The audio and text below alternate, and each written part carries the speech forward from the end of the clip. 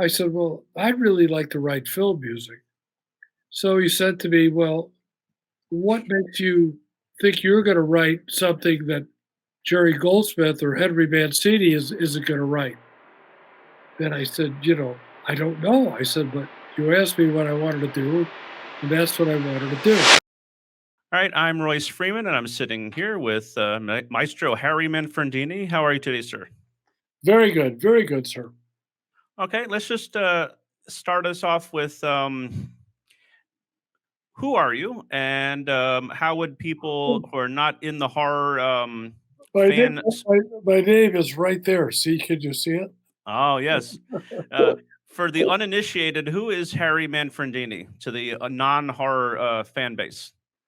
I don't know. It's just some guy, some Italian guy in California. I don't know. I don't know. Some people aren't horror fans, but they know me. But I'm just a guy who does film scores, and occasionally, it's interesting. Somebody will reference to me a movie that's not a horror film that I've done. Oh, I just loved. I did a movie a couple of years ago, a true story documentary called "A Chance in the World" about a young black kid who grows up and survives a very bad foster home. And I have a guy who writes to me like once a month, going like, "God, I just love that movie and what you did with the score." And you know, wasn't a horror movie at all. Some people know me from Lifetime movies and things like that. Definitely have had a diverse career. I wanted to bring up something of the current and then go in the Wayback Machine. You recently had a CD release through La La Land Records. It's listed as the ultimate cut. How would you describe the music on that disc in comparison to the previous box set that was out? Well, somehow or other, it's sort of interesting. Dan somehow or other secured the original actual master tapes from that Friday the 13th score that was done in the basement in New Jersey, you know, years and years and years ago. And so he thought it would be a cool idea, and of course it turned out to be that we got a hold. He had the track list and everything of how things were broken down on the 16 channels and things. This is only 16, 2-inch 16 track tape. So we decided that we wanted to try and clean it all up and see what was actually there. And basically, what you have on the box set, or even if you bought just the old part one, you have just basically the music as it appeared in the film. Uh, well, anyway, so we talked about it, and my engineer and partner Jerry Lambert, I said, he's the guy to fix this. So he went in to every single track, just cleaned up all the noise and cleaned up everything like that, remixed, remade stereo because it wasn't all stereo, just completely cleaned everything up so that it's absolutely pristine. I mean, you have to remember you're in a basement in New Jersey where the ceiling is maybe 7.5 feet high. So you're sitting in a chair playing the violin, and the microphone's like right over your head. I mean, there's not much more room up there. So, there's all kinds of click leaking. They're moving around in the chairs. They're turning pages. They're doing all sorts of stuff, especially when they were laying out for a few bars. Let's say they didn't have anything to play for a few bars. Well, the next thing you know, they're tuning and checking their tuning, rosining up their bow, just having a grand old time. And the same thing with the brass players. I mean, when they would lay out for quite a while, and uh, you would have chairs squeaking and page turning. Uh, beer being drunk while we were playing and that sort of stuff. And the same thing, even with the stuff that I did. I mean, we were always talking back and forth in the booth, and sometimes a lot of that got into the tracks as much as we tried to get out. So everything got completely, crystal clear, clean as much as possible. Obviously, while they're playing, we couldn't change too much, but between takes and between playing, everything was cleaned up. It was also EQ'd, better reverbs, better everything. And so that thing, I mean, I was blown away with how good that CD sounds. And as we speak, we're finishing part two, which we're doing as well. It's coming out. I think it's coming out in January. I think there's a Friday the 13th of January. So Lala is putting that out on CD in January. So it's a huge difference, even though it's exactly the same music. Yeah. It's just, it's like I don't know. It's like you listening with the cans on and then taking the cans off. You just everything is much clearer, much cleaner.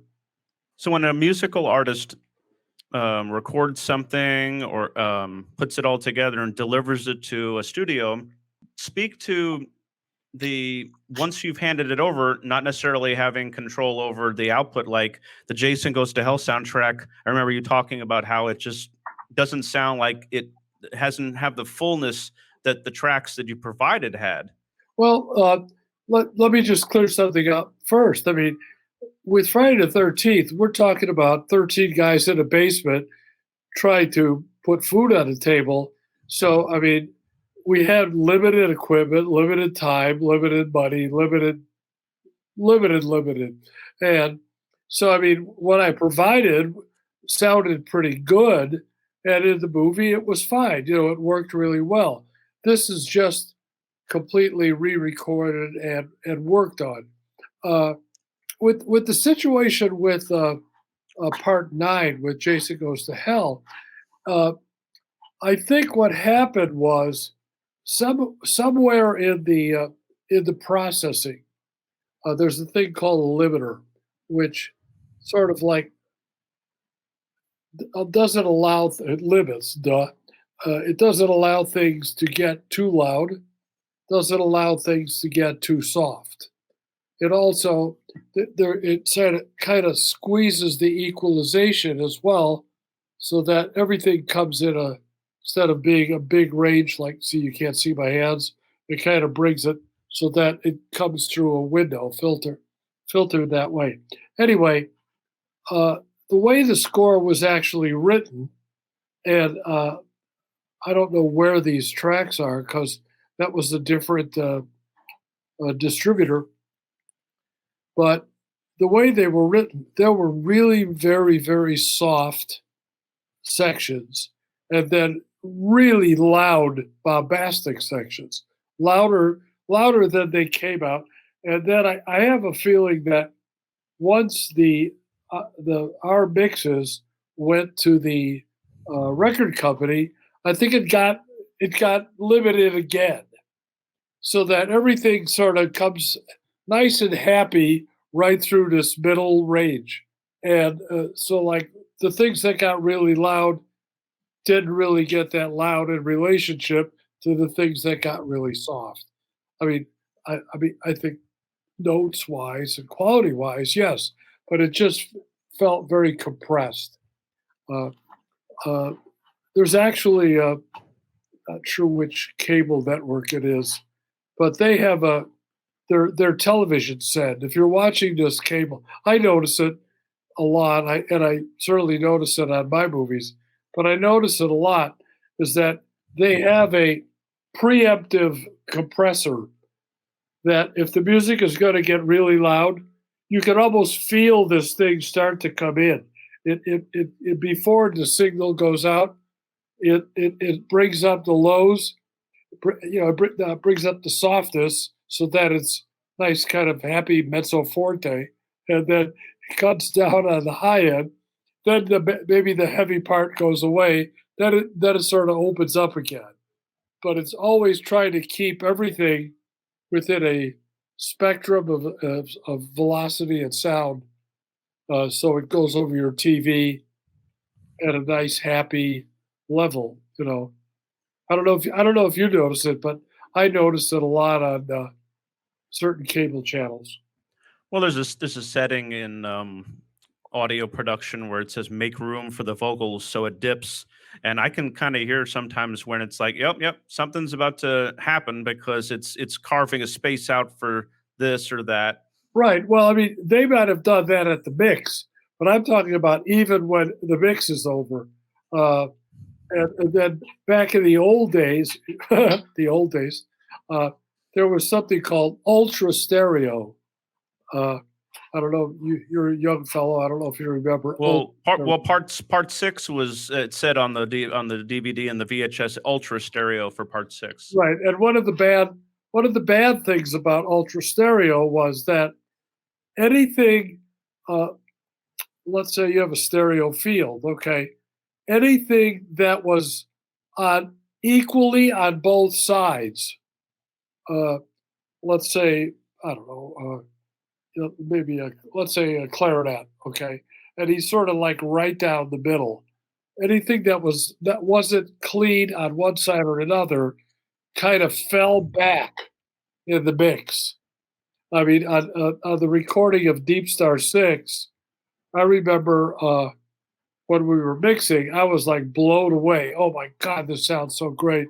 And then uh, the mixers, he said, "Well, I haven't turned on the ultra stereo yet."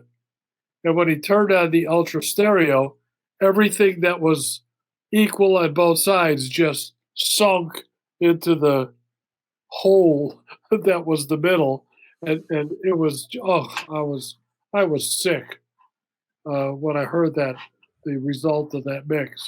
Music is one thing, but the mix that's in the movie is a little bit wanting for.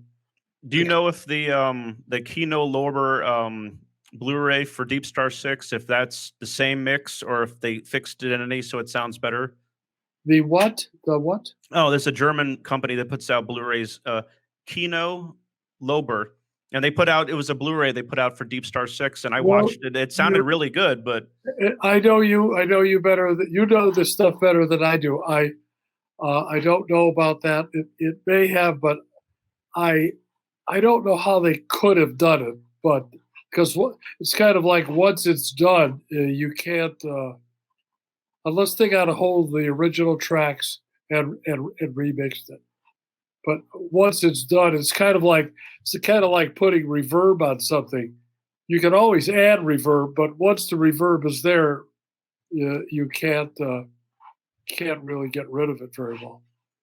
so let's go in that Wayback Machine. I remember you talking about a Good. magical piano. Look how far back we're going. Oh no, okay. A magical piano that you said that you had in your mind's eye when you were a young lad. Could you tell our audience about how you came into wanting to do film music and what is this magical piano? Well, the magical piano was basically imaginary. It never really existed. Uh, but I think from the very time I maybe even 5 or 6 years old, watching movies, Robin Hood or Nicholas Rosa, the great Alfred Newman, the great composers of the '50s, late '40s and '50s. For some reason or other, that music really spoke to me, and having a background with Italian opera because of my father and jazz because of my brother. Uh, I don't know. That music really spoke to me, and from that time on, I wanted to write music for films. And so I would imagine, or I would have this sort of dream or imaginary playing. I don't know. What did Mr. Rogers call it? The land of make believe. The Land of Make Believe, also a Chuck Mangione song. Uh, anyway, I imagined that I had this sort of magic keyboard and I could make any sound I wanted with that magic keyboard. If I wanted it to be trumpets, it would be trumpets. If I wanted it to be drums, it would be drums.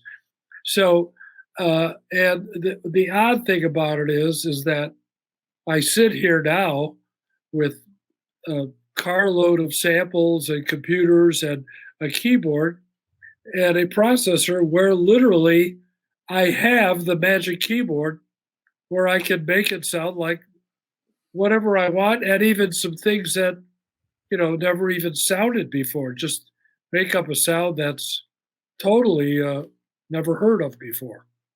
So that was the magic keyboard story of my my youth. And how does the Magic Keyboard take us to the New Jersey, the 70s and the basement recordings in New Jersey? How do we connect those dots? Well, we connect those dots. That is a long and arduous journey because I gave up trying to write probably at least 3 or 4 times. And I was teaching at a university, and I realized that in order to really make a living teaching at a university level, you had to have a doctorate.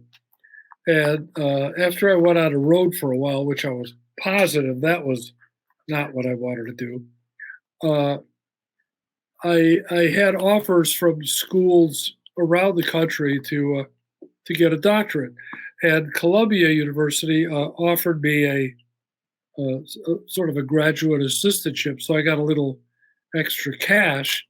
So I went to New York and I went to Columbia, and there I met a guy named Bill Ramal, and he was a record producer, very, very successful in New York City. And for some reason or other, he liked me. And I would do some copying parts. I would conduct for him. I played saxophone. Hell, on a couple of things, I played bass. I said, I don't know how to play bass. He says, well, go in and figure it out. It's not that many notes. There's only so many chords. So anyway, I did a lot of things for him. And he really kind of took me under his wing. And one day we were sitting out in his car. He had a Cadillac Eldorado. I had a Dodge Swinger or something. Anyway, he said to me, well, what is it you want to do? We're both going to school here at Columbia. He wanted to teach, which was sort of weird because he had a real budding career. And I said, well, I'd really like to write film music. So he said to me, well, what makes you think you're going to write something that Jerry Goldsmith or Henry Mancini isn't going to write? And I said, I don't know. I said, but you asked me what I wanted to do, and that's what I wanted to do.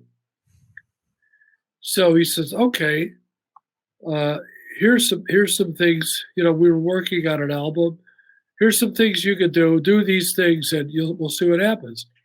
And I started to do all these things, and one thing led to another. The next thing you know, I did a children's film. In fact, I did a couple of children's films. And one of the guys, Gary Templeton, very successful. Some of our children's films were very, very successful. And he says, I know this guy in Connecticut who's making a children's feature. And he says, maybe you could get him to use you. I said, cool. So he introduced me to some guy named Sean Cunningham. And I went up and we did 2 children's films together. And then one day, Sean said to me, I'm going to make the scariest movie ever called Friday the 13th, and you're going to score it. And I went, oh, okay, fine. I mean, it was probably like maybe the 3rd or 4th film I ever did. So that's how we got to the basement of New Jersey. Because at Columbia, we had conducting class, and a lot of the kids from Manhattan School of Music came and played in this sort of practice orchestra, and I got to know them. So when I went to do this score in the basement in New Jersey, I I hired all these kids from Manhattan School of Music. They were just happy to come and play, make a couple extra bucks, and that's what we did. And here we are. Now you and I are talking. So I'm going to discuss some of the other contributions throughout the series, but for the people who are watching this who haven't seen the million other interviews you've given where you've answered this question a million times, where did the flanging and the signature Friday sound, where did it come from? Well, the flanging, that was, well, all right, let's start out with the Friday sound, which I'm assuming you mean that. Oh yeah, that's definitely the signature sound. Right. Well, that was one of those mother of invention situations, the drama problem. Uh, if you remember, I hope hopefully I'm not letting any uh, surprises out of the bag here, but Spoiler alert. spoiler alert: in the first movie, you don't see the killer, and it certainly isn't Jason. It's someone else, and you don't even find out who that person is until Reel 9. There's a lot of POV of like people looking behind trees and following, tracking shots and things. And supposedly that's the killer. So my problem was a dramatic problem. Was like, how do we let the audience know that's not the cameraman on a steady cam? Well, it is a cameraman on a steady cam, but it's supposed to be the killer. So how do we do that? So I needed to find some way of just like bang immediately everyone knows that's the killer. It's not the cameraman. So as I watched the picture, I got to Reel 9 where Betsy, who is the killer, the mom is the killer. There's a close up of her face and a close up of her mouth, and her voice changes to young Jason who drowned in the lake, and he's saying "Kill her, mommy," and it would go from her voice to his voice. So I said to myself, she hears voices, and that's what she does. She hears these voices. Simultaneously, I was studying Penderecki, a Polish classical composer, and I fell in love. I would talk about dramatic. You want to hear some, you want to know where a lot of horror film music comes from. You'll hear Penderecki, even though his music was actually religious, but it's so incredibly amazing that many horror composers study that. Anyway, there was a chorus singing, and they were pronouncing the consonants, 100 people pronouncing a K. It's a really amazing sound. So I said, okay, kill her mommy.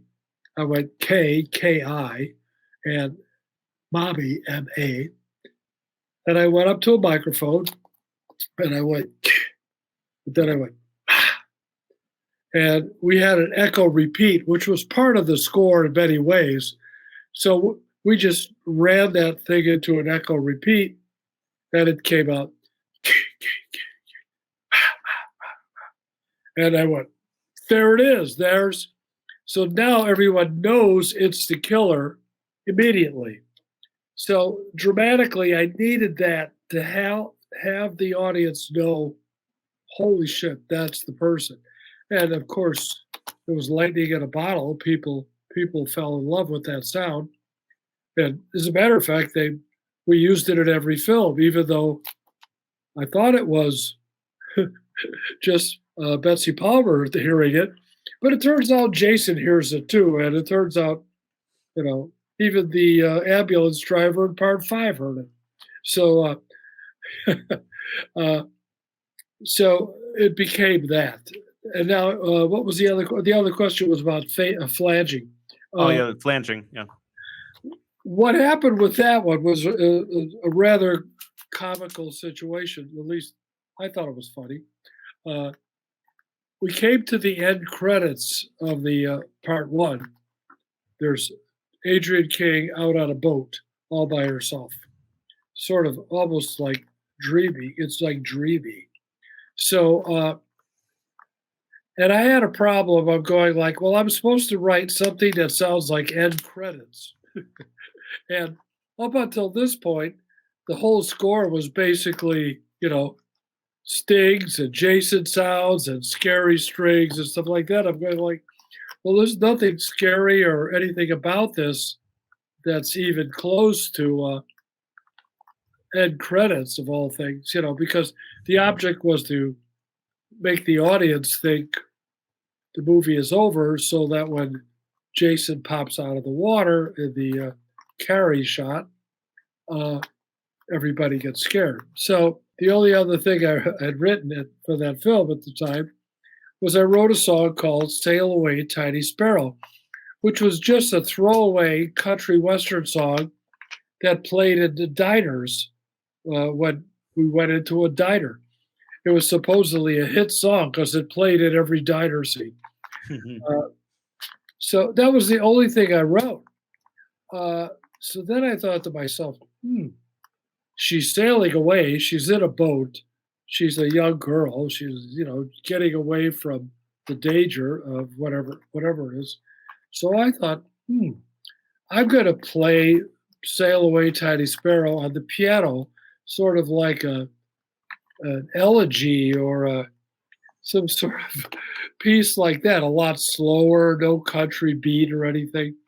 And then to top it all off, I'm going to make it dreamlike, and I'm going to flange it. Flange is a sweeping filter that goes up and down the whole spectrum. So it's like it wipes out the lows, and it wipes out the highs. It goes up and down, and has a whooshy sort of feel to it.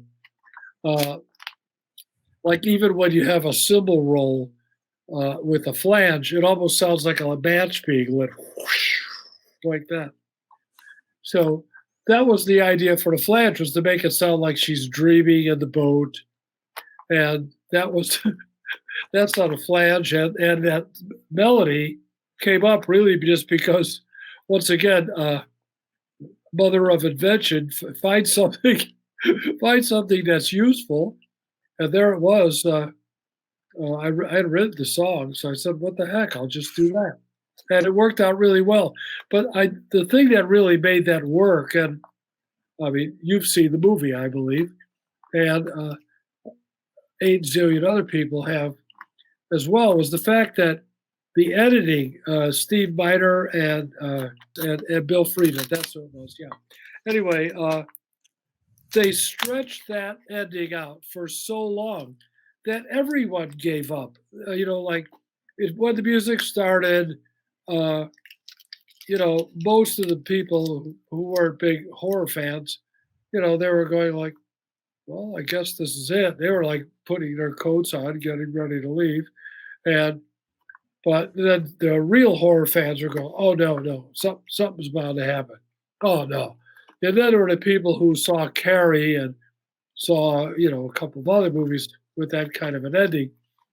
They were going like, oh no, something's bound to happen. Something's bound to happen. And it went on beyond all of that. And finally, pretty much everybody gave up. Oh no, this is it. This movie's over. Credits are going to start coming up any second. And right at that point, wham, Jason comes out of the water and everybody just went bonkers. So it was a combination of the music and also some very clever extension of editing, really, really making that time work for you. Each movie seemed to have a signature sound, and it's been attributed. You said to each movie, you had some new gizmos. I mean, you had Shay Jason in Oh, the second oh, one. You had the disco in the third movie, and then the funeral pyres music for the death of Jason with the helicopters in right, part right. four. Yeah. So Um, talk about the gizmos and how each movie kind of it had a different sound and stuff. Well, like I said, one of the things that with the success of the first one, they're going, "Hey, we're going to make a second one." And my first question was, "Well, everybody's dead. What's going to happen?" "Oh no, Jason is alive." I'm going like, he was dead a little while ago in the other movie. So, but anyway, go figure that. So what happened was there was a certain amount of time between each film, and somehow or other I acquired some new piece of gear, whether it was a synth or something. Uh, Between the first one and the second one, I got my hands on this little mini Korg thing, and it had two real cool things in it. One was a really nice sort of synthetic chorus of voices, and it had another thing called it was an octave displacement, so that if you played a chord, let's say C, E, and G, okay, if you held it down and you used this octave displacement, it would randomly select a C, an E, or a G, and it would put one up real high and then put one up real low, and so it was kind of like ping pong balls bouncing all over the place. And the cool thing about it was, and this is another thing about how do I remember that great scene in what we used to call Chez Jason, the cabin where he had the head and the candles, and that was the first scene. And I said, I know exactly what I need to do there, and I knew that Korg thing was going to be really useful in that. So that, in fact, that's actually where I started on the film, and I went out from there. So that was that one. Well, we got to the third one. I think I had a something called a Yamaha CS80. It was the heaviest synthesizer known to man. I've moved refrigerators that weigh less than the synth. It took two guys to like carry it, but it was really cool, and you could do great things with that. So I had that in part three. By the time we got to 4, 5, and 6, I had, well, 4 and 5, I had a DX7, which was another Yamaha product. And by the time we got to 6, I had samples and things like samples that moved into the arena of sound things. So, and then by 9, I had all kinds of things. So, yeah, every movie somehow or other generated a new piece of gear and therefore new sounds. By the way, I'm going to do a plug here. Do you know Brian Satterwhite, or do you know of Brian Satterwhite? Brian Satterwhite, he did the liner notes and stuff for the box set and for the CD. Yeah, this one here. Well, Brian is writing a book called The Music of Friday the 13th. It is quite amazing. I think he's like on about chapter, but he's doing every Friday the 13th, not only mine, but the TV show, the new ones that were done, Jason and Freddie, and all of those. It's going to be an incredible thing, and with musical examples to show how I was doing things and stuff like that. So it's going to be a collector's item just for what it is. But if you're really interested in how the music worked and how themes worked from one movie to another, and how it's really something. I've read 7 or 8 chapters so far, and they're amazing. I think he's at about 14 or 15 now. But that's fascinating, because I'm sure there's lots of people that would love to know intricacies and not only from horror fans, but also film music fans. So combination of these two people. I'm guessing, fingers crossed, next year it'll be out. Yes, sir. So, being as the name Manfredini becomes a household name in the late 70s, early 80s, you start to get other um, gigs. And sometimes those other gigs keep you from doing a complete film when they ask you, like with part three, you only did reel one and the last reel. Can you speak to that? Well, part three, here we go back to part one. Uh, a friend of mine who was a singer back in New York when I was just trying to make a living. I worked for record companies that did demos, did all sorts of things. Anyway, this one guy came in, very sweet tenor voice, country western kind of guy, and we did a couple of songs with him. And he heard "Sail Away, Tiny Sparrow," and he goes, "Wow, that's a really good country western song." And I go, "Well, thanks," you know. And he goes, "I've got an idea for a musical called Play Me a Country Song." And actually, I think originally it was something else, but it turned out to be Play Me a Country Song. And so he and I wrote together, we wrote a bunch of country songs with some sort of plot that we cobbled together. And we went to someone and they said, "We think this is a great idea." So off we went into the land of Broadway, and I worked 3 years on a musical called Play Me as a Country Song, which, like many Broadway shows, ran 2 weeks of previews and then closed in 2 days. Uh, but that's showbiz, as they say.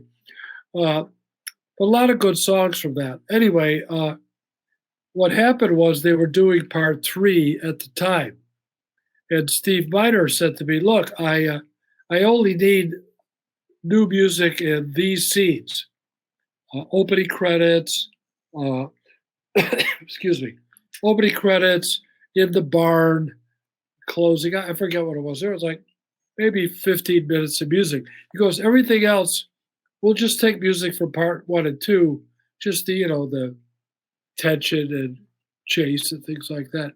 We'll take care of that with the other scores."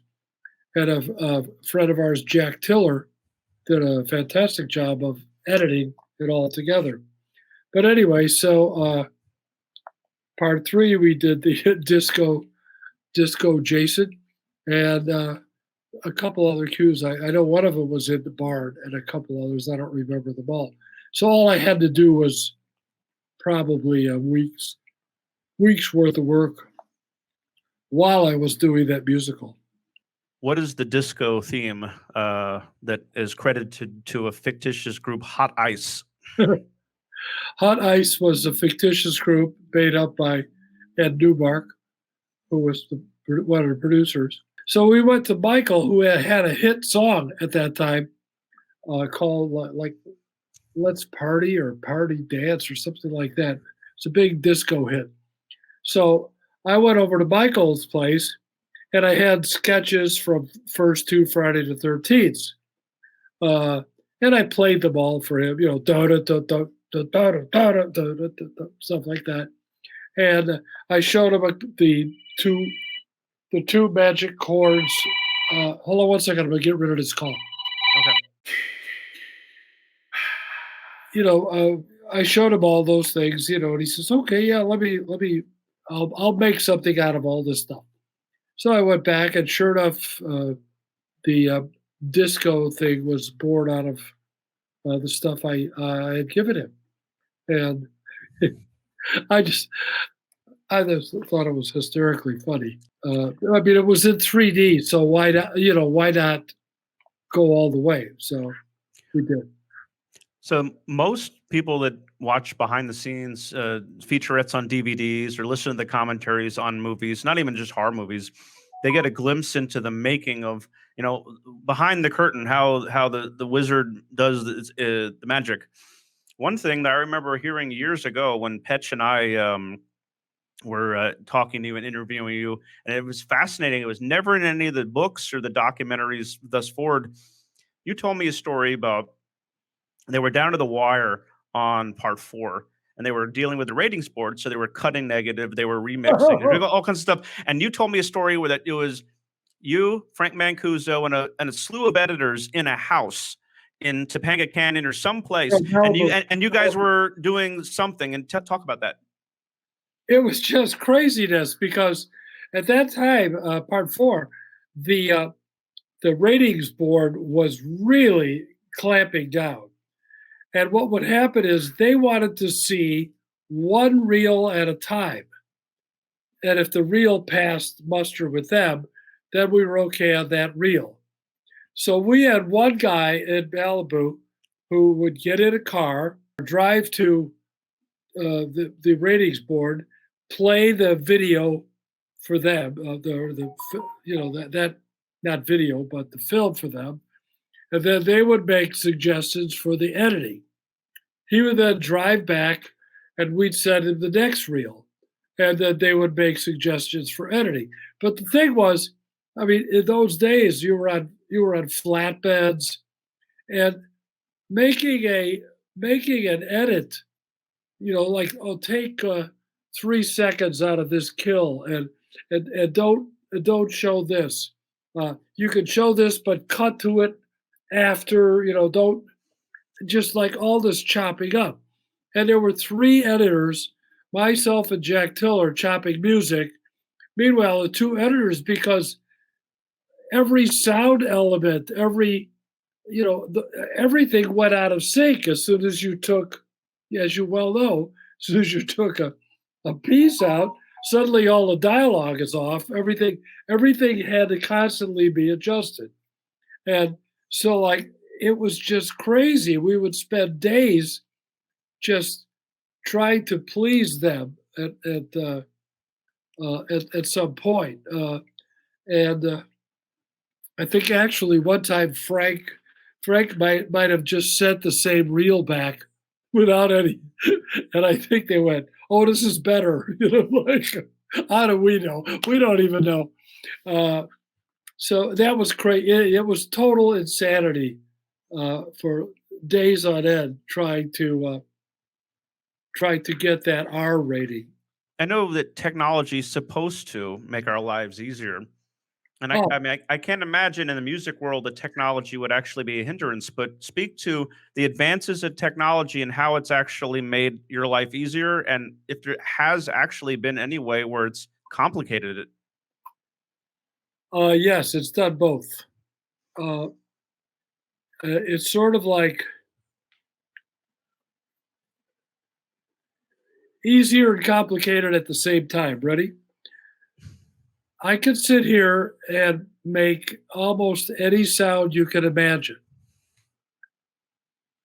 That's not only easy, but it's ridiculously hard because suddenly let's say you're writing for an orchestra.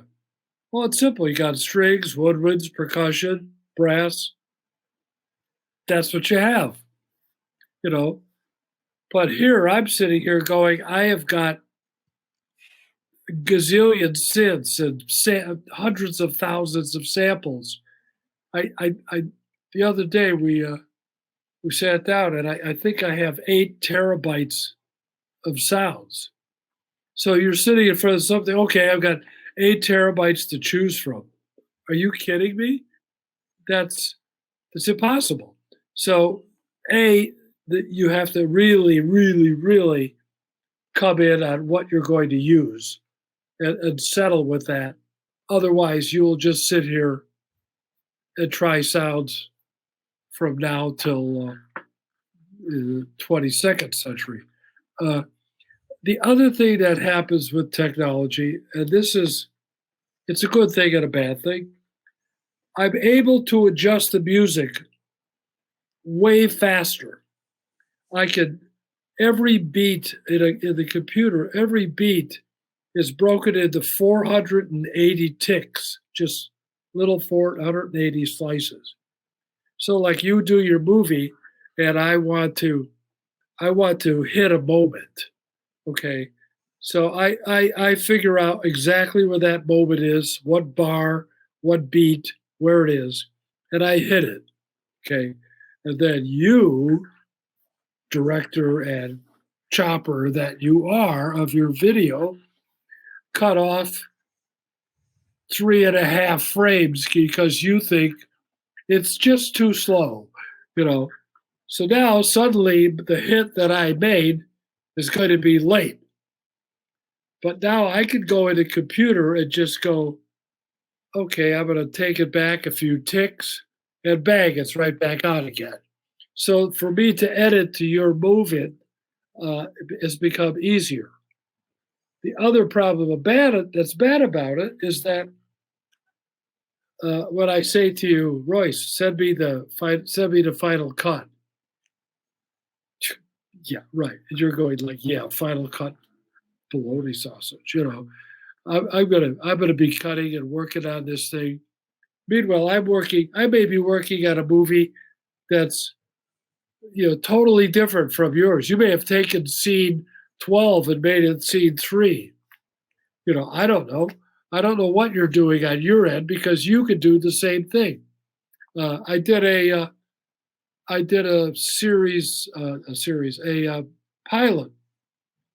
It was a show called Bounty Hunters or something like Young Bounty Hunters or some crazy thing. I couldn't believe it was even made, but it was made. And I went there and took all the notes. I had everything I needed. This is even before what we can do now. This was a laser disc editing. And so I had all my notes. I was ready. I went home. I drove home and started writing. And, by the time I got home, the director had made like 35 changes in what I thought was the movie.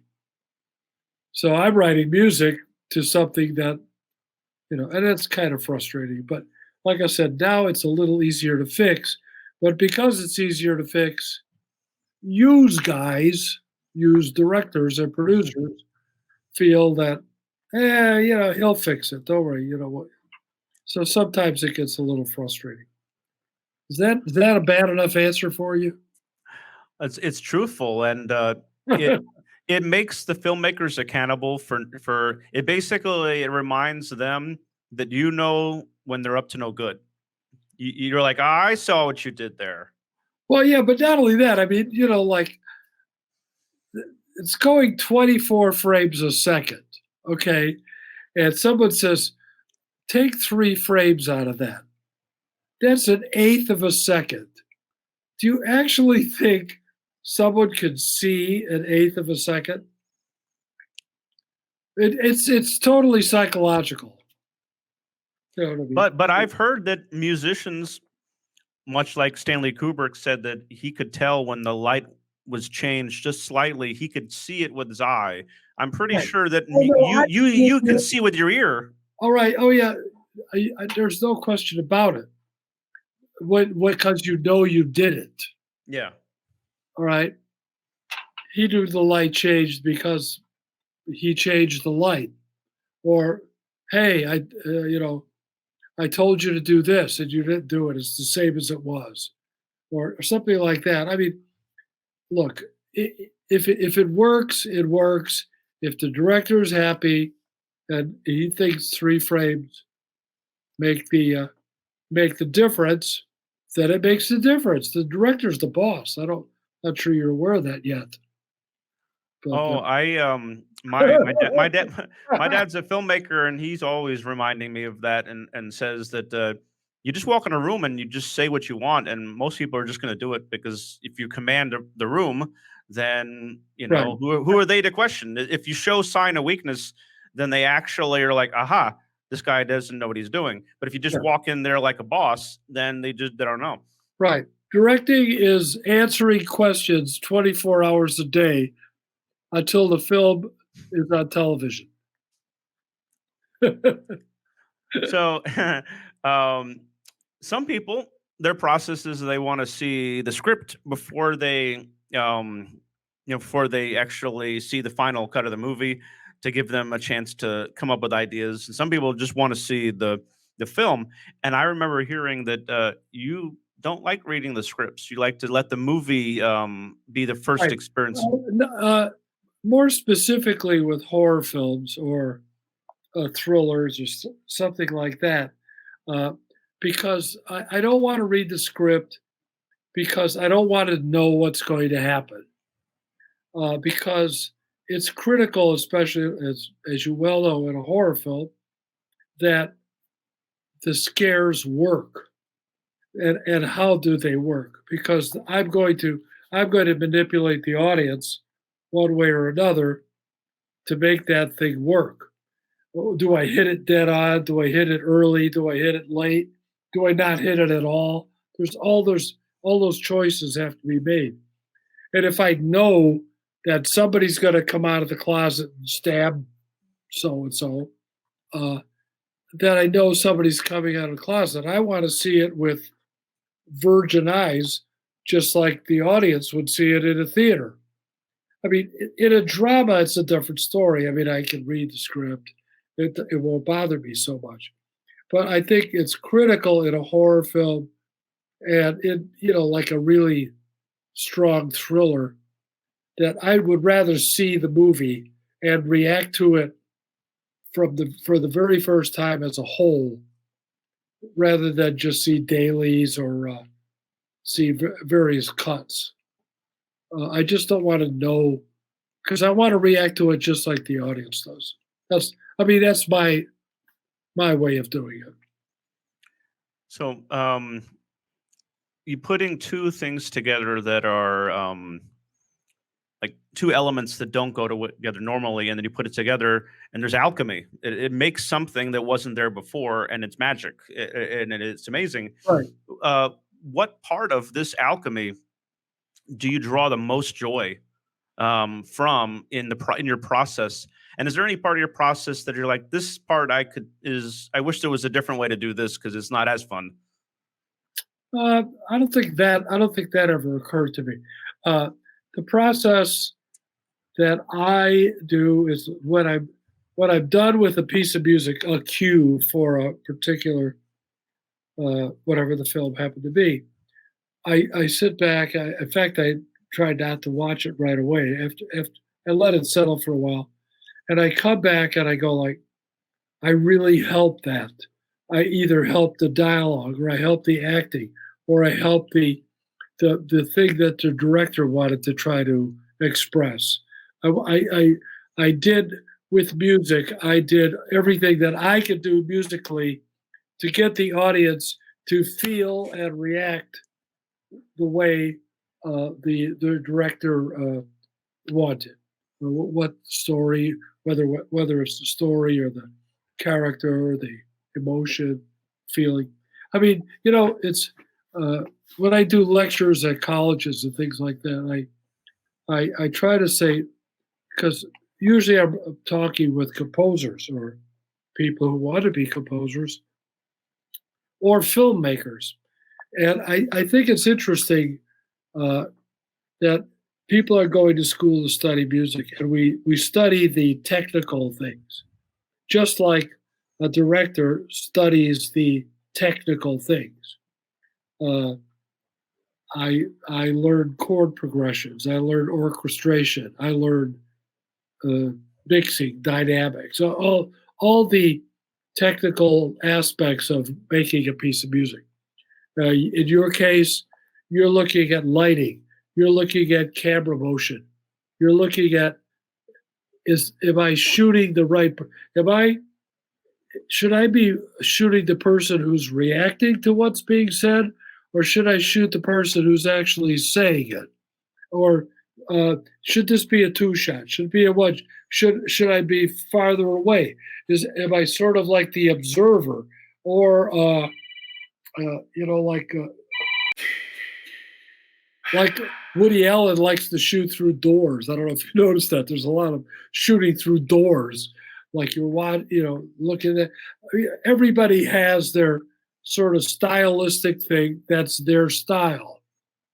The audience, unless you're, a film connoisseur, if you're a film connoisseur or a music connoisseur, you're not really interested in that. The audience plunks down their money. They want to laugh, they want to cry, they want to scream, they want to feel. And that's what music does. Music, if I don't put the feel there, then it's not working.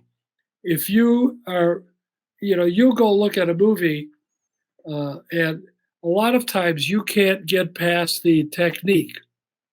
You're like, uh, oh wow, I love the way he blocked that shot. I love the way he did that. You're looking at all of the stuff, just like a music composer or kids that are going to school. We tend to look at all the stuff that it's made out of. We're not, and the people who are going to go see the movie don't give a hoot about the stuff. They want to feel. They don't care if you got an A in orchestration. They don't care if you're the greatest counterpoint writer ever. They don't care if your lighting did this. They don't care if how if your 3 frames were there or not there. They don't care about that. They want to feel. They want to feel the thing that you're trying to express. How you determine to express it, how I determine to express it musically, those are the mechanics. They don't care. They want to laugh. They want to cry. They want to feel. They want to scream. They want to jump, And that's our job to get that. I've heard you refer to your job as a dramatist. Yes, that's exactly it. Thank you for reminding me. As a composer, you're part dramatist. You're trying to get, whether it's a scare, whether it's I mean, what's really funny about it is that we just talked about a guy coming out of a closet with a knife. Okay. The guy comes out of the closet with a rubber chicken. It's supposed to be a laugh. Okay. It's still the same thing. It's a point in that story, in that drama, where is it going to be funny? Or is it going to be scary? Or is it going to be like, oh my God, it's so emotional. It's like, oh no, Sarah is dead. You know, so something. It's that emotional moment. They're all a moment, and the question is, how do you create the music to get the audience uh, to benefit to the highest degree that feeling, that emotion, laugh, cry, scream. That's really what the job is. Not so much show you how many chords I know. A movie has many authors in every one of its stages, and they're all different brushstrokes. I mean, you have the scribe, the screenwriter is using their pen or their keyboard. Right. The cinematographer is doing it with light and shadow. Then the editor is cutting it all together, and then the composer, you are the final writer of the film, because you come in and you bring in the soul and you bring in what is unspoken and you give it a voice. Yeah, the special sauce, what we like to call. Yes, it's true. Everybody brings in something, and the hard thing, for some directors, for some writers, they don't know a lot about music, so all they know is like what they're going to feel, and so I'm sort of a scary person to some directors because I'm going to affect that film. I'm going to affect the outcome of what's there. So it's important for me to know what they want. I mean, I've done cues for Sean where I wrote a cue, and he came out and he said to me, he goes, I see what you did. You went, oh, I wanted it to go, ah. And I went, oh. And so then I changed it. I said, "Oh, I see what you're saying. If you'd have told me that before, I would have done it." But I mean, that was the way I felt, so that was the way I went. You know. Would you say that some of that has to do with like on this CD, there's pieces that are that said they're unused cues? Were they unused because he didn't need them, or because in the mix they just didn't need them, or? The CD has unused cues because there were unused cues, especially at the very end where the battle with the machete and all that. Uh, there were a number of cues where uh, Mrs. Voorhees is chasing Adrian King uh, all over the place, and at some point, I mean, it was just so much chase that we all sort of felt like this is, all right, yeah, we all, yeah, we know, yeah, we got it, it's so, and what I think what it did, and again, I'm one of these people who I want the music to have the most impact it has. So I was totally in agreement, and this I think it was Steve who said, you know, if we could take the music out for a little while, when it comes back, it's going to have more power. If we've been chasing, chasing, and chasing, and chasing, and then we get to the fight where we finally come to the machete, there's been so much music that music has lost its power. I used to say music has the most strength when it comes in and when it goes out. While it's going on, there's stuff you can do, but you got to find that right spot to start it, and you got to find that right spot to get it out, because you'll be able to create more drama, more energy, and get more of the effect you're looking for by judiciously doing that. So that's why uh, there are, I think, 3 or 4 cues that we didn't use. I wrote them, but it was just overwritten, just too much. Speak to the you used an analogy like the circus strongman hitting the bell and going up. About Well, yeah, I mean, I used to use that because in a horror film, obviously everybody's tense, you're holy smoke, something's going to happen. So, the object is to try to get the audience to come down and relax a little bit, somehow or other. And often, uh, even the actors will show you where it is. And my favorite example of that is in Friday the 13th, where Adrian King is in the kitchen and she's been chased by Mrs. Voorhees. She's scared, and the audience is pretty uh, pent up. And she's standing in the kitchen, and I think she has a baseball bat and a turkey fork or something, a roasting fork and a baseball bat. She's ready. Anyway, so she's holding it there, and she's like really, really nervous. But if you watch her, at some point she goes, she sighs and takes a deep breath and comes down. And I did the same thing with the music. I went with her cue, and the music fades out. And it's just like in the circus where you had the strong man hitting the thing and the bell goes up to hit a 10 and the bell rings. Well, if the audience is only at 7 already, holy smoke, the biggest hit you're going to get is the 3 to get to 10. So if you can get the audience to come back down to like maybe a 3, then when something happens, whack, you got a 7 hit. So if you watch, I think for the most part, more than any of the other movies, if you watch Friday the 13th, part 1, the original, watch how the music goes in and the music goes out. Because I'm manipulating your butt through that whole movie, getting you to relax, getting you to jump. And hence the exclusion of those cues that weren't used.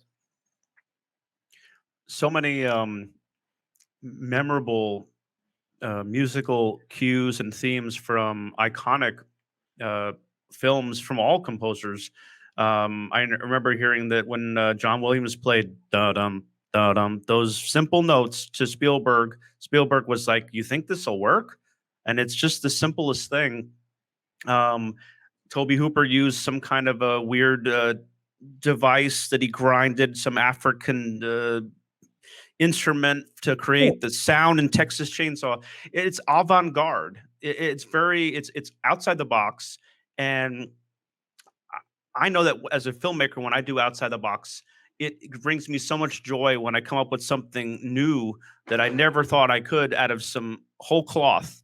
To talk about the avant-garde nature of what you do. Well, the funnest thing, if I could become a valley girl there for one sentence, the funnest thing is that in a horror film, you're really allowed. As a matter of fact, not only you're allowed, you're almost encouraged to come up with stuff that is totally aleatoric, just random stuff, or sounds like no one's ever heard before. Example, like where the hell have you heard that before? You haven't. So it hit you just like Jaws. It just hit you like, whoa, what's that? I mean, and there are a lot of sounds that people don't realize that you can do and you can manipulate. And in a horror film or even a thriller, you're encouraged to find those things because they attract the audience. They attract your ears. If you go to my website and you listen to there's a cue. It's in Music from the Couch. It's in one of the Music from the Couch, and I think it's something about memories or something. It was a Lifetime movie. I believe Erica Lydiak. She's looking at a mirror, and she's looking at the flashbacks in a mirror. They're showing up, and she's kind of piecing together the story, and she figures out her boyfriend is the bad guy. Like, what? So I wrote this cue that has clocks, clocks ticking, but they're clicking backwards instead of going tick, tick, tick. They're going wick, wick, wick, wick, like that. And there's some music going backwards and some music going forwards at the same time. It's a really cool cue. So, I mean, that's something that, first of all, you can't play music backwards except on tape or in a computer. So, yeah, you're always looking for that special sound, whatever it happens to be. I actually have samples. Remember when you were a kid? I don't have one here, but like you would take a ruler and you put it on the end of a table, and you'd hit the ruler, you'd snap it, and it would go like that. I have a whole set of rulers snaps, and when you really work with them and fool around, no one knows what the hell that is, but it's a really interesting sound, So I mean, like I said, you're looking for things. There was a guy at a music store who owned a music store, and a new synth would come out, and I'd walk in and like start screwing around with it. But I always started on the real high end of the keyboard, or the really low end of the keyboard, just to see what was there, because that's where the weird stuff was. The thing everybody liked was all in the middle. In the movie House, there's a thing that I used. I've used it in House a lot of times, and thanks to Ron Capone, my engineer at the time, he would. We didn't know what to call things, so he would just sort of call them whatever they sounded like. And this thing was called Foom, Foom, and on really low, you heard it. Wow, it was like Foom, like that. It was really sort of a cool sound. But up high, it was really squeaky and sort of goofy sounding. And in the movie House, where what's his name? His name is Roger Cobb in the movie.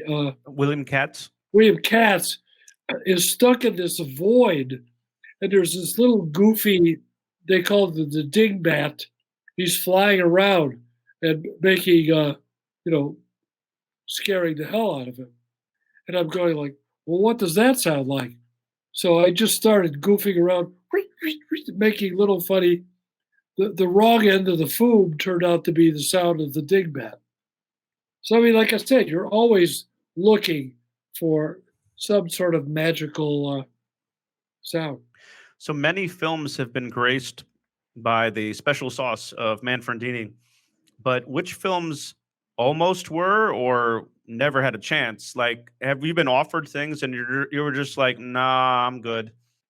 Oh, I've been offered things that I ended up not doing uh, for whatever reason.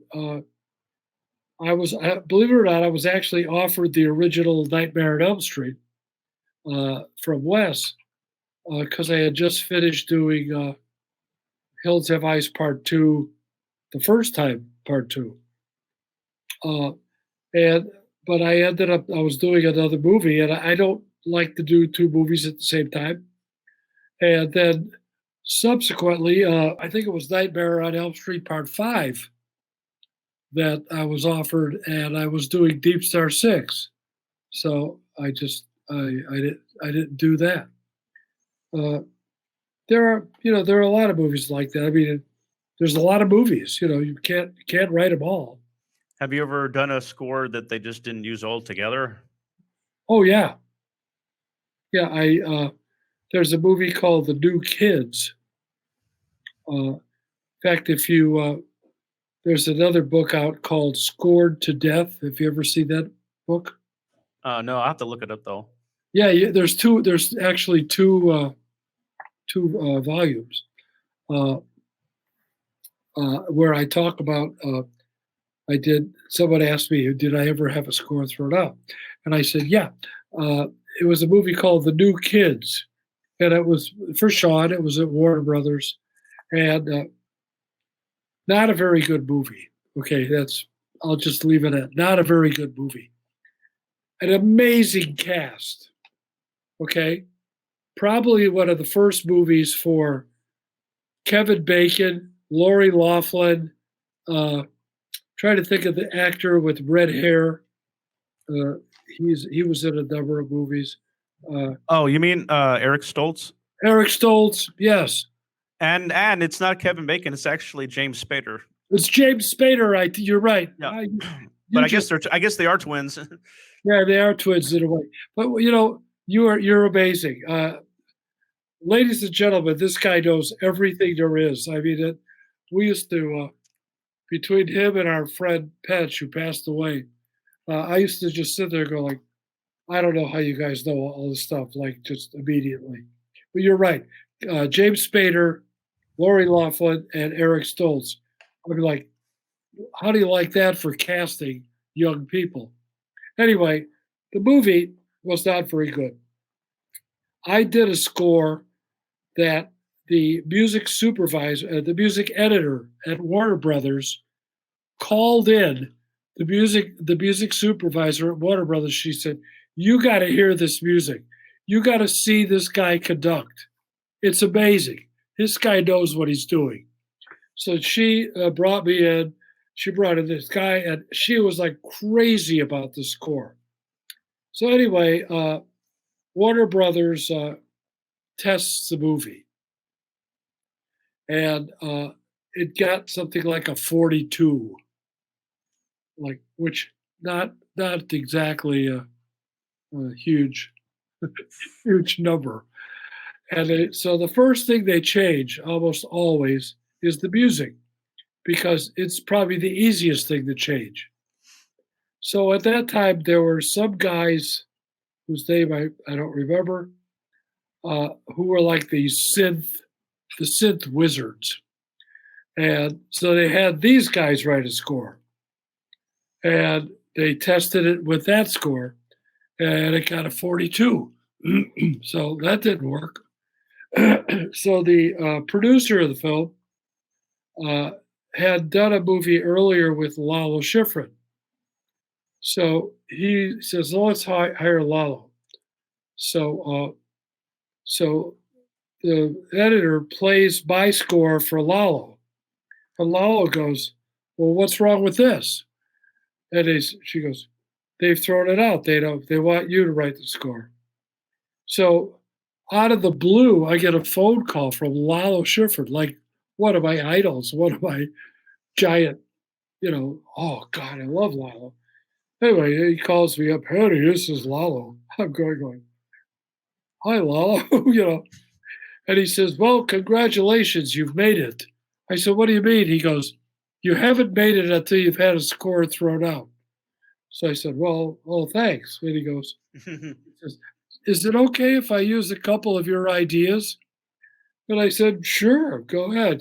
So Lalo did the score, and it was released with Lalo's score. I probably got a 43 or something.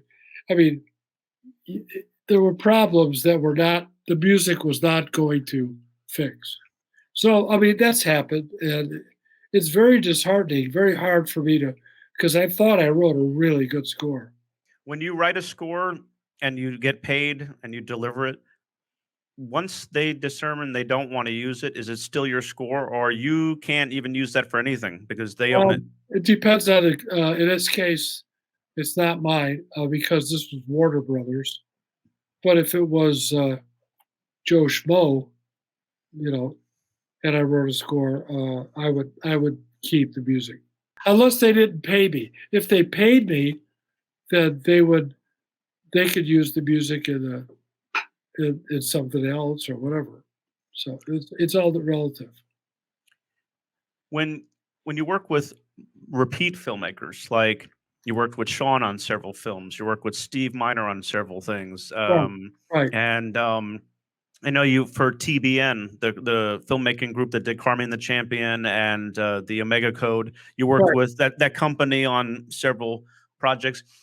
Do you develop a shorthand with the same people when you work with them again, so that you can cut through the bullshit well on the next project and actually just get down to it?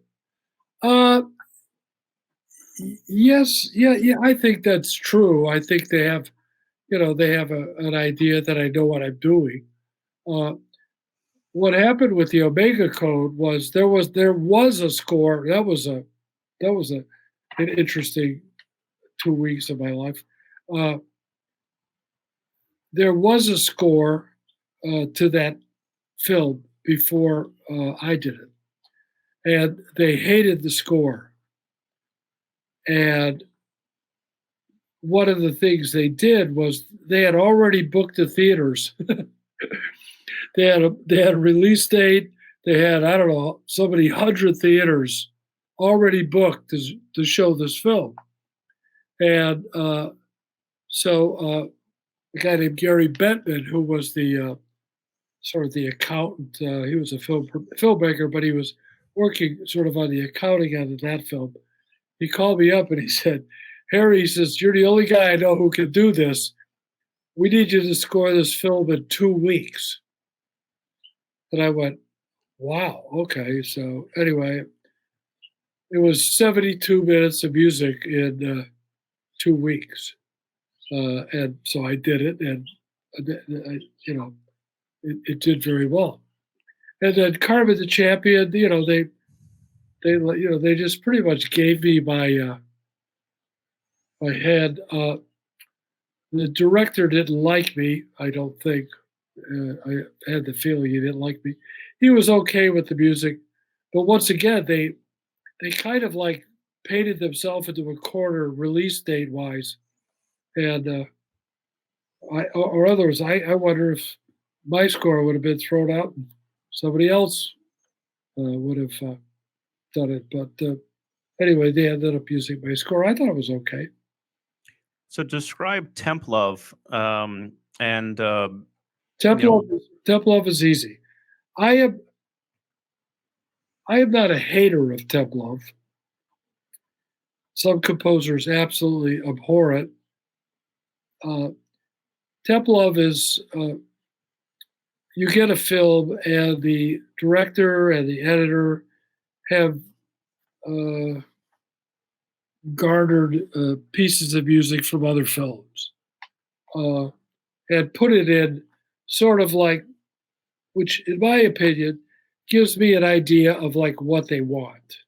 So the film sometimes it helps with the cutting too, with the the rhythm and timing of the cutting. It helps with that. What I like about it is that often a director is not very conversive musically, and what he does give me, I think I go like, oh, I know what you like about this piece, uh, and he goes, yeah, that's right. Can you give me that? Yes, I can. So in that case, the temp really worked, and it worked because it helped him talk to me in a way that uh, that he couldn't have said verbally. Sometimes the temp love is more of a problem, uh, more or less in television, because in television there's less time, and they tend to fall in love with the temp.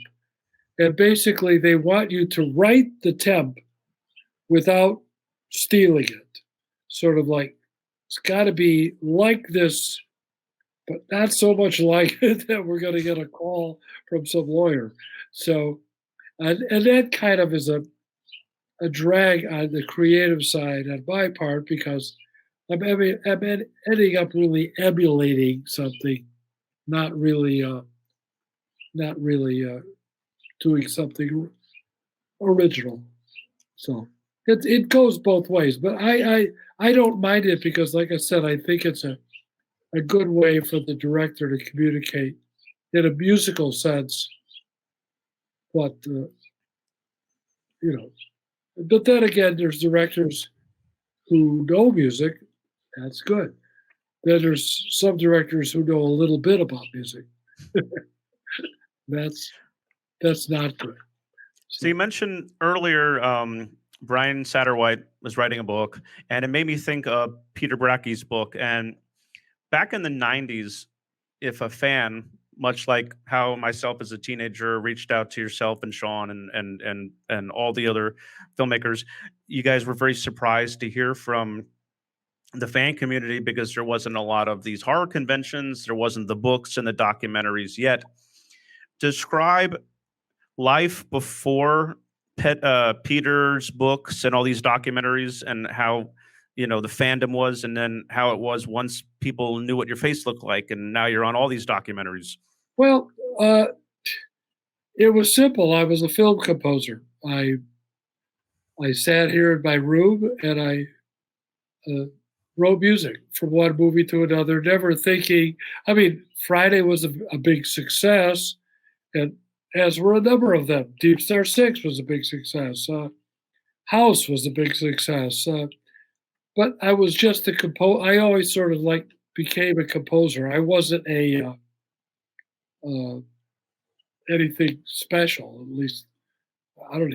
I still don't know if I'm anything special. But anyway, so it was really funny. It came in the right when the book came out, the release of the book, right at around that time, there was a convention and showing of Friday the 13th. It might have been, would it have been the 20th anniversary or something like that? Yeah, they showed part one and part six, and it was Jason cutting the cake and this book signing and Right, all that right. stuff. Well, right at, uh, I think it was before that, there was another one. And I met for the first time, as you well know, composers like, who's that guy? No one knows who he is. He's I met Ari Lehman, I met Adrian King, and I met Betsy Palmer for the first time. They had been doing all these conventions and doing all this stuff with sightings and memorabilia and things like that. So I met them for the first time, and it was like really cool. So at the time, there was a little convention. It was on Highland and Hollywood Boulevard. And so he said, "Oh, you got to come over to this, man. You got to see this." And I go like, Okay, so I went over with them and like, oh, so they're citing pictures and citing machetes and citing everything you can imagine, and people are paying them money. And Ari's going to me, oh man, he goes, you got to do this.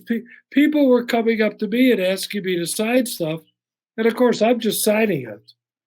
I, I'm going like, he says, you got to do conventions, man. There's, you get to meet the fans, you get to have some fun. We go out and eat. We have a ball together.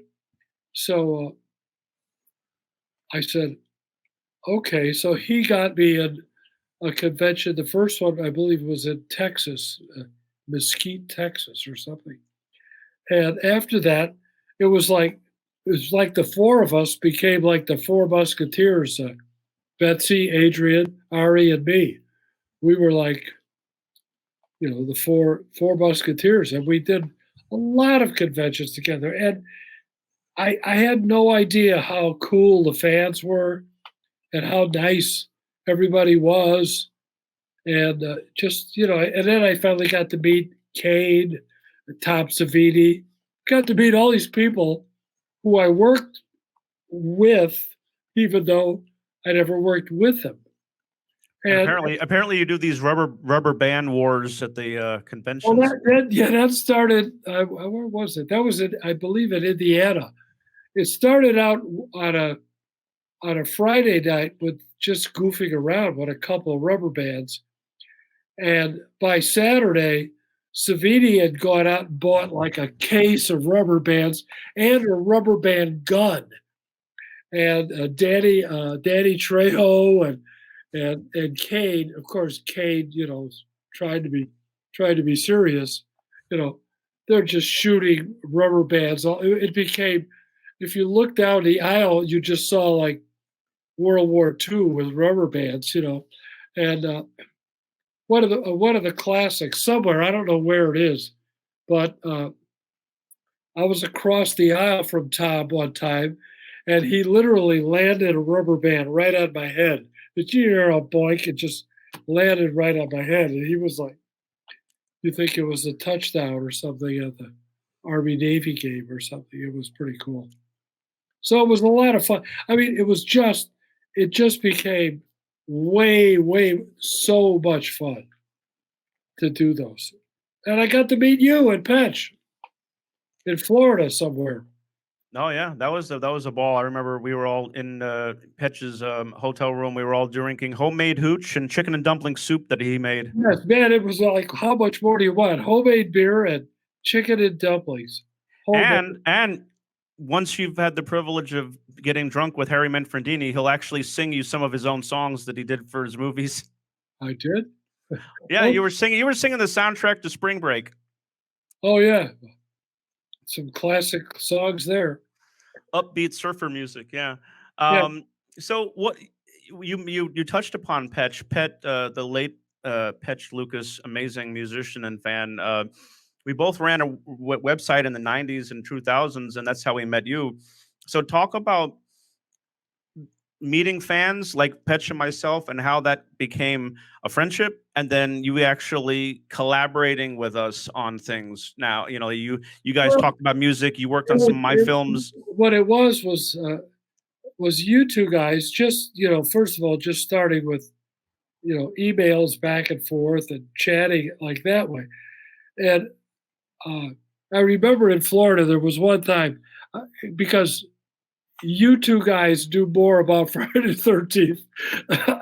And as a matter of fact, when Peter Brackey came to me with the idea of the book, because he wanted to interview me, and he did about 2 hours, and I don't think I know 2 hours worth of stuff. And he But still used my interview. well, I know that's what I said. I said, I'm going to give you two names, Patch Lucas and Royce Freeman. I said, you call these two guys up, you will know more about Friday the 13th than you ever knew in your life. But one of the funniest things happened in that Friday, that Florida convention, was the three of us were walking along, and there was some girl who had written a book the Friday the 13th trivia party quiz book or something. I don't know what it was, but they were all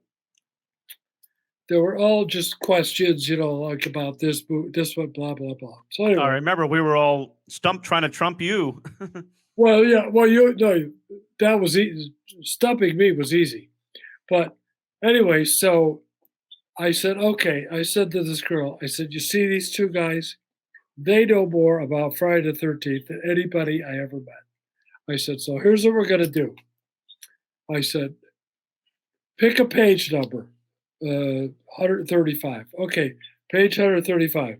There are 6 questions. Which one do you want? 1 through 6. Okay, number 5. All right. So number 5, I asked the question. Bam, and then so they were going like, both of you just like answered the question. It was like, what grade? What was your name? That was like that's how easy it was. And then I'm going like, well, no, in the book it says this, and both of you go, oh no, no, no, he said this, then she said that. I'm going like, this is just sick.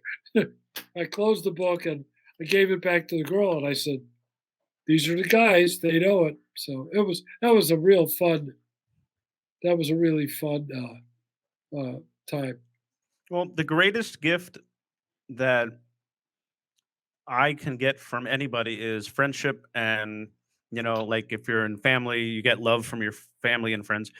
Um, you're in that movie, Mr. Allen's Opus. They were talking about that his students were the notes in his symphony and stuff.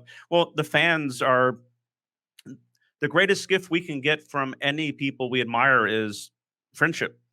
I mean, we respect your work, we admire the craft and all these things, but anybody who's had the privilege of becoming friends with the people they admire, that means more to them than the work.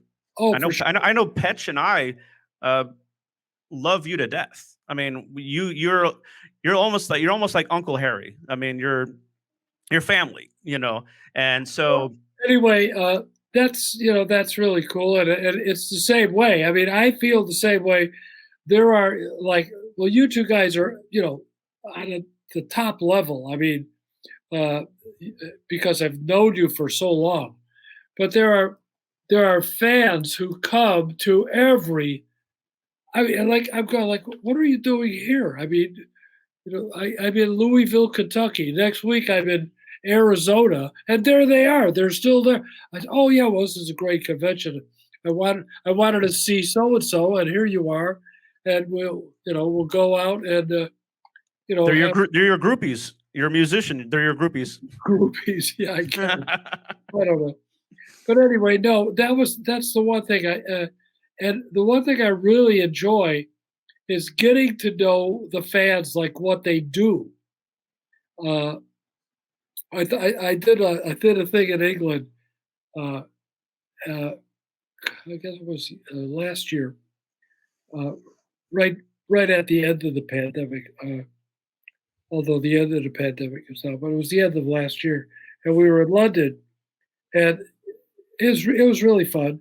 And there were people that really went crazy with the costumes, and there was this woman who came up, and she was Tippi Hedren from the Birds, but she had the suit on. She had her hair done just like Tippi Hedren, but then somehow or other, with wires or something, she had a bunch of crows like flying around her, and she was there. So anyway, so I had to take her picture, and she was real nice. So we started to talk, and I said to her, I said, I may be wrong, but I don't think you walk around all day as Tippi Hedren with crows flying around you. I said, what is it you do? Uh, what is it you do? Like for your job, for a living? Oh, she goes, I'm a political fellow at King's College in foreign and domestic spying and something. I'm going like, oh my God. Like here's this person who, you know, she's really involved with the government and all kinds of intrigue and things, and running around as Tippi Hedren. And I says, does the dean of the department know that you're running around as Tippi Hedren? She goes, he's over there. He's Freddy Krueger. I'm going like, this is crazy. So anyway, I mean, I love to just like find out what people do. Like, what do they do for a living? I'm more interested in what they do than what I do. You know. I find it introspectively. I started off as an goober teenager that wanted to know everything and talk to the filmmakers, and that's how we became friends. And now I'm a filmmaker myself, and I've had the pleasure of working with you on numerous occasions, and that also is a tremendous gift that I've been able to become a colleague of someone who was first somebody I admired, and then Well, we became friends. you have a sensitivity that you put into your scripts and your films that I really like because I'm a drama. We're back to drama. I'm a drama guy. I'm an opera guy. I like that your characters that you write and the characters that you direct in your stories, they're they're special people, and they have and you're dealing with that sensitivity, and that means something to me as a composer. I'm not just wallpapering your film. I'm trying to help evoke those things that you're trying to. Hold on one second. Hey, you want to see something cool? I have a Jason tissue box, Oh, and it's got Jason. It's pretty cool, huh? that is pretty cool. I So bought, we're wrapping up, and we're the closing of the hour because we wrap up at 9 on my side. But any last thoughts to the people that are watching that aren't as familiar with your work, or the fans themselves? Just any last sentiments about what this career that you've had up to this point has meant to you, and oh, are you kidding? I, it's just like we're going back to the conventions. There's no one more amazed than me sitting there going like, I can't believe I'm sitting here and people are asking for my autograph, or that I was that little kid, 5 years old, sitting in a room imagining the magic piano. Uh, the saxophone player who was playing weddings and bar mitzvahs. Uh, the guy who went to DePaul and got really lucky having incredibly great teachers and mentors who supported me, running into Bill Ramal, getting the thing. And if I didn't go to New York, I wouldn't have met him. I don't think I'd be where I am now. All of that, all these things on that little journey, they're amazing. And I'm thankful, and I've been blessed with the whole thing. And I still to this day, I was just on the computer a little while ago, studying some new things, new sounds, because I'm always trying to learn something new. You know, I'm doing an American Indian documentary. oh, That, that'd be interesting. There's lots of like culturally, there's lots of sounds that come in that with that territory. right. And So that's going to be a lot of fun, and half-hour documentary. So I don't, like I say, I'm all over the place, and that's also part of the fun. You know, how can people follow your work online? What's your website? How can they keep up to date? website is eponymously named harrymanfredini.com, and there's a lot of things from CDs and stuff like that. I don't push it as hard as I should, but I don't. Try to put out. There's two albums there called Music from the Couch, and they're really random, crazy, heavy metal, reverse clocks, all Yeah. kinds of things that you might have heard on a TV series, or music that I wrote as a demo for something and never got used. So there's two of them right now. Music from the Couch, volume We'll 1 and 2. And I'm we'll pu- working on 3, so you can get those. Uh, we'll put links to them in the body of this on the social media, so cool. people can just Yeah, find it. They can just click. They won't have to search. They'll just click. right. And you could call Dark Delicacies in Burbank. They sell all my CDs, and or you could just write to me. And So keep an eye out on the convention circuit, because Harry pops up at a lot of them. I know you do yeah, I'm going Cherry Hill, New Jersey. You do Texas. You go to I'm going to be the I'm going to be in Niagara Falls at the end of October, and I'm going to be in Chicago in November. The Vancouver Symphony is playing my suite from Friday the 13th. I know Also, the kids in MIT did that. yeah, well, the same piece. The Vancouver Symphony is doing it. So Who arranged that? Who actually I made did. the? I Oh, did. you did it for them. I did it for an orchestra in Tenerife, Spain. The a big orchestra did it there. So I did it for them, and then evidently word got out. Oh yeah, So I've seen it on YouTube, the MIT one, and it's just amazing. It.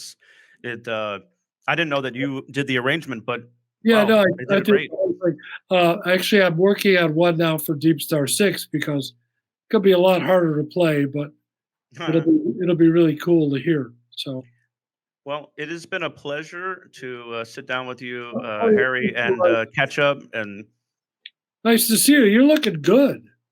well, fatherhood apparently agrees with me. Um, Good. and my kid is keeping me in my paces. I have to chase him around, and you know, every day I'm slimming down the dad bod, and I'm getting in better shape. Wow. Well, look out. Look out. Anyway, man, thanks so much. I appreciate the interview, and Absolutely. I'll be talking to you soon. All right. Keep everybody keep an eye out for more collaborations. He's got a score that he'll be doing in the future for something I have in the works, so that should be fun. So until next time, you've been watching TTFT, and this is Royce Freeman signing out. Thanks, Harry. Thanks, man. See you.